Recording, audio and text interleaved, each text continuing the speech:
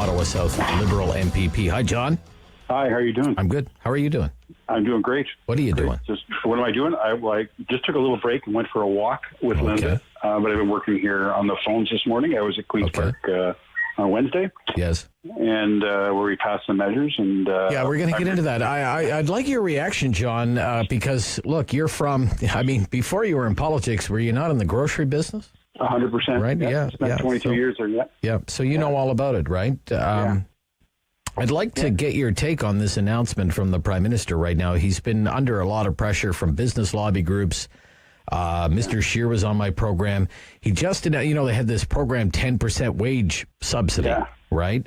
So there are, I think it's Denmark is doing 75%, and people were saying, why don't we do what Denmark is? So let's say somebody's making $15 an hour.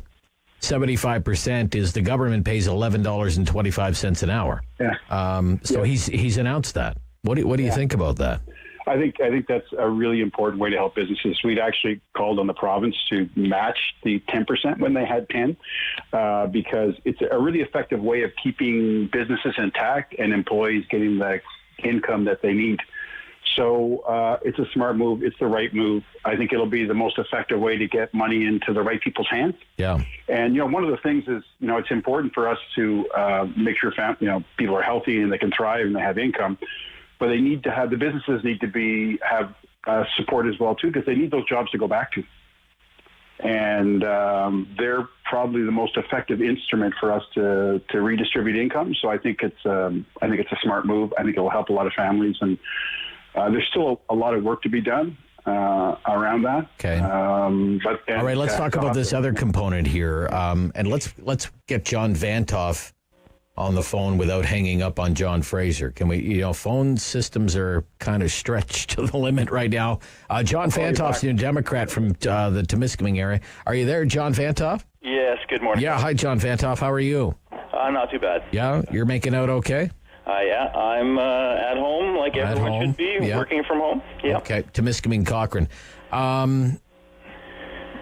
Just before we go back to John Fraser, so the Prime Minister has just announced, John Vanthof, that the wage subsidy in the federal aid package is going from 10% to 75%.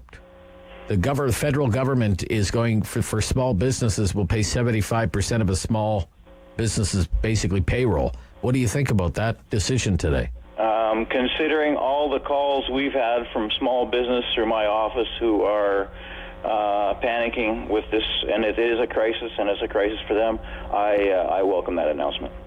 I think it's a developing issue. It's not the end all for everyone, but it makes a lot more sense than the 10% did. 10% is not going, if your business is struggling and you're deciding whether to stay open or not, or 10% is not going to make a big difference. Right. But this new program, it will. This is a developing issue, and every announcement is a good announcement. I would just point out to people, I grew up in Atlantic Canada, where we had programs like Cape Breton Development Corporation and Atlantic Canada Opportunities Agency. So they had all kinds of programs, wage subsidy programs, grant programs to try and keep people employed in an economically depressed part of Canada. These kinds of programs are not new. I had a summer job. The federal government paid half my wage. That was in 1987. So it's not new. And I thought when I heard 10%, I was kind of like, well, when I was working, the government paid half my wage. So 10% seemed kind of small. Yeah. Okay. They also announced a new loan program, small business loans, $40,000 guaranteed by the government, interest-free for a year. Forgivable amount could be $10,000 under certain conditions. What do you think of that, John Fraser? Well, as I said, as John just said, every announcement that's going to support families or businesses is good. I think it'll be, there are a lot of small businesses out there that some of them living a bit hand to mouth. This is an extraordinary circumstance where people may have to close their doors for months, like a few months, and they got rent to pay. We've had so many calls with people who are concerned about their rent. and being able to keep the doors open in their business. And so this will be really helpful in that regard. Okay. It's one of the things in these extraordinary times is you try to do things step by step and move forward in a way that gets people, you make quick decisions and gets money to people quickly. Okay. But there's always more to do. So these things will be announced, and there'll be something else that we have to do. So I really welcome them. I think they're good moves. I think as a province, we have to join the federal government. I know we've it's very positive that the government deferred about $10 billion worth of taxes and payments, but those are deferrals, so they'll give people some breathing room. Right. And we will probably have to give those businesses more support. There may need to be some forgiveness. There may need to be targeted, but we don't need to worry about that right now.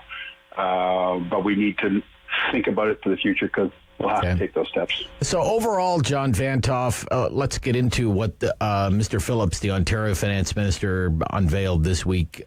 And look, all governments have had to pivot. They never thought they'd be in this position a month ago, certainly not a month ago. $17 billion worth of new measures. It's a brand new spending plan from a government that isn't a big fan of brand new spending, but we are where we are. It's going to be a $20 billion deficit. So what do you think of it, John Vanthof? I think just from the start, I think they're underestimating the deficit because the economy is in more trouble than we think. And I'd go something back to Mr. Fraser said, $10 billion of that is deferrals. And that's not really putting money in people's pocket in a crisis right now. So the money they spent in health, 100% behind it. I think they're going to need more. Well, if it's money I don't have to give to the government right now, then it is money in my pocket. Yeah, but if we were just talking about small business, and if you're a small business and your doors are closed, quite frankly, right now you're not worrying about a tax deferral. You're worrying about paying your expenses that are happening anyway. So a tax deferral that's going to come due in 6 months on top of all your other taxes, right now for a small business isn't, in my opinion, and the people who talk to me, who call me, it isn't their top priority. Is it a good thing? Hey, I'm not knocking any program right now. Okay. But well, it sounds like you're knocking this one, actually. Well, I'm not. But is it going to keep the doors open, or has the government announced anything that's actually, except Mr. Ford saying that you don't have to pay your rent if you don't have the money, but there's nothing officially helping people so they don't have to worry about paying their rent or not getting evicted if they don't pay their rent. Yeah. Right? I think if there is a shortcoming, I'll grant you that, Mr. Vanthof. John Fraser, we have to have some clarity on what's going on with renters, don't you think? We got one group of renters that say, go on, strike, solidarity, stick it to the man. And at the same time, I had one of the largest lobby groups for big property owners on the program this morning. He said, look, all we want is some clarity. What are the rules here, right? We're all for freezing rents or, can we have some kind of rent supplement program, whatever. Just tell us what the rules are. So what do you think, John Fraser? Well, I think, if you have everybody asking you for what the rules are and some sort of support going forward, I think that's fair. And to be fair to the government, you're making a lot of decisions at the same time. This is a really important one that they've got to get going with. And I think one of the things that we have to remember is that it's important for government to make decisions and to provide those support, especially to those people who really need it. We all have a role to play, right? So employers to their employees, make sure the workplace is safe, trying to do what they can in the fairest way to keep them employed or supported. We all got to chip in. So the government needs to have some clarity on these rental programs for landlords and for tenants. They probably have to provide some sort of supplement for those people who need it most. And then renters, those renters who can pay, obviously will want to continue to pay. But we have to find those people who are hardest hit by that and ensure that that we're helping those people. The government's just stepped in with a wage subsidy, and that's going to change some things in terms of who's going to have a hard time paying rent or not. So I think it's the next biggest challenge for governments of this government is to get some clarity around that and talk about how they're going to support. I agree with you, John. I agree with John. Thanks. We'll be right back. I want to talk about a few other things. Hydro rates going to a kind of a flat rate all day, and a few more things announced by the Ford government this week. Rob Snow Show, Rogers TV, 1310 News. The Rob Snow Show returns on 1310 News and Rogers TV. Okay, let's get right back into it and welcome David Piccini, Progressive Conservative MPP. Good morning, David. Good morning. Thanks for having me. Yeah, a pleasure. So your compatriots here this week are John Vanthof from the New Democrats and John Fraser from the Liberals. So they've had their take on some of the measures announced this week in the fiscal update. I'd like your take on it as a Progressive Conservative, please.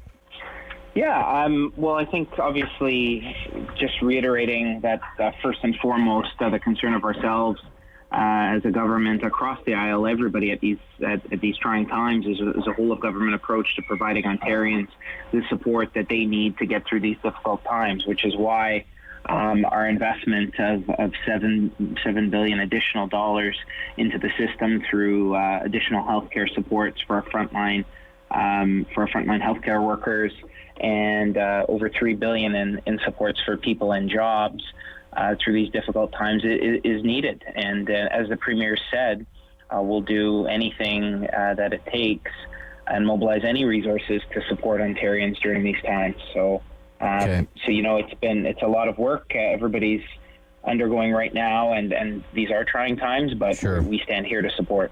Absolutely. We were just finished the first segment of our conversation by talking about there needs to be some clarity, though, David, about what's going on with renters in Ontario.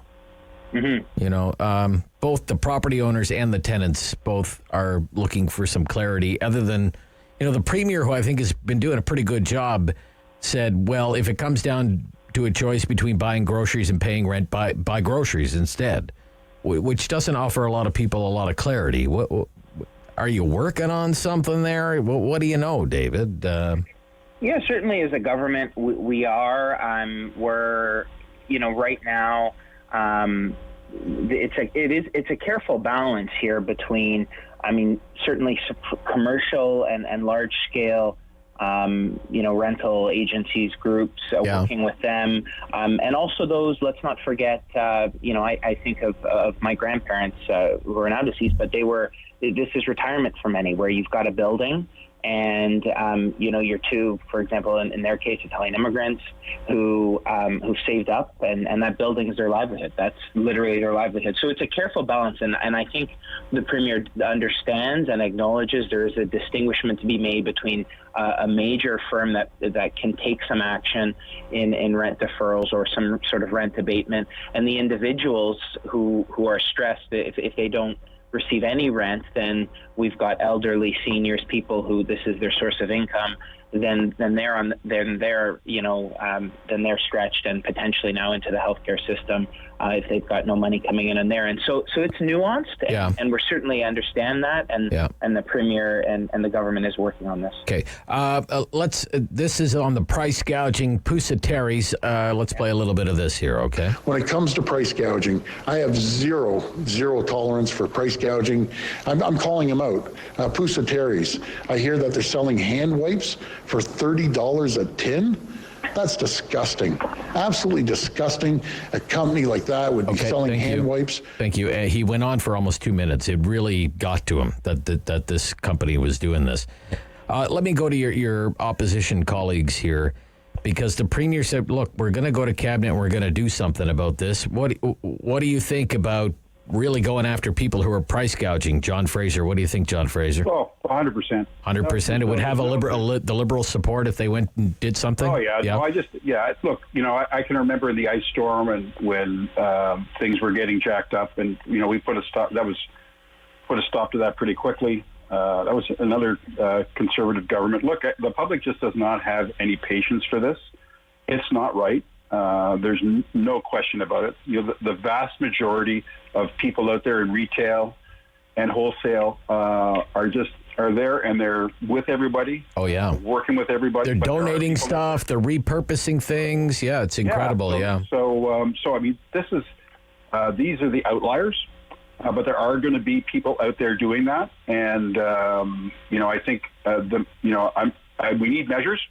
But I think the message was very clear yesterday from the Premier, and it's very clear from all of us, everybody out there in the public. Don't do it. Yeah, you'll be shamed. John Vanthof agreed. I fully agree. Yeah, the okay. trick is going to be, and I support the Premier and his message. The trick is going to be to actually come up with something that's going to stop it. And I'll give you an example. Right now, the gas in Temiskaming Cochrane is about, in some places, 35 cents more a liter than Ottawa. Wow. So let's talk about. So you're still close to $1. You're about. Yes. Or are you over $1? Now we're at $1 or at $1. Wow. So is that, in my opinion, people who have no public transportation, that's also a source of gouging.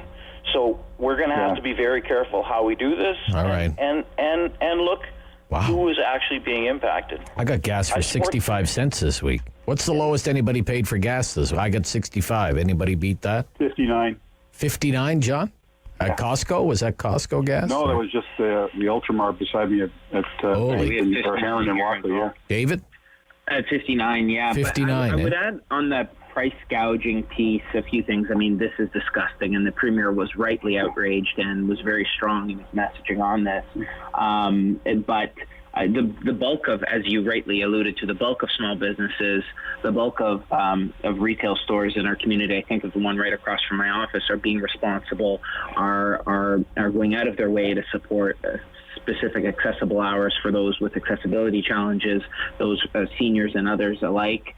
But I would just add Consumer Protection Ontario, that folks can reach out if they hear of that, and that our government is actively working right now on implementing enhanced measures to address this behavior and to hold those who engage in it accountable. We only have 2 minutes left. Let me ask you this. The off-peak rate is going to be the rate for hydro for 45 days.